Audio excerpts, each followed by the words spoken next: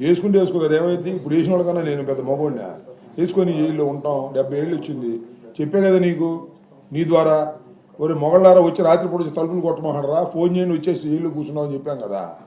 మా రాత్రిపూట వచ్చి మా పిల్లల్ని వాళ్ళని బెదిరించి తీసుకెళ్ళటం ఎందుకు అయ్యా రాంబాబు గారు మిమ్మల్ని కేసు పెట్టాం రాపలే తెలుసుకున్నాం 3 నెలల పాటు రాపలు ఉంచుతాను మా లోకేష్ గారు చెప్పాడు రండి అంటే బట్ట సర్దుకు నేనే వెళ్తా ఏం ముందు కూర్చుని కూడా మళ్ళా ఈ వయసులో ఎవరితో కుస్తీ పట్టను నేను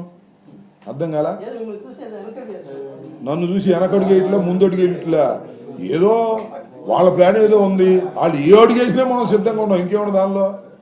వాళ్ళు వెనకడుగేని ముందడుగేని ఇప్పుడు నా పక్కన ఉన్నాయని ముందడుగేశారు కదా లోపల పెట్టారు కదా రాజమండ్రి జైలుకి పంపించారు ఒక కేసు పోతే మళ్ళీ మంగళగిరి ఒక కేసు పెట్టారు ఇంకే కేసు దొరికినట్లేదు దొరికితే ఆ కేసు కూడా పెట్టేవాళ్ళు ఎన్ని రోజులు ఉన్నారండి 19 రోజులు ఉన్నాడు ఆఫ్టర్ ఏ స్మాల్ కేస్ అదే ఆయన నేను కాకపోతే మీ పోటీ అయితే ఎమ్మటే బెయిల్ ఇచ్చేవాళ్ళు బెయిల్ వచ్చేసేది పోలీసులు పెద్దగా అడ్డం పడేవాళ్ళు కాదు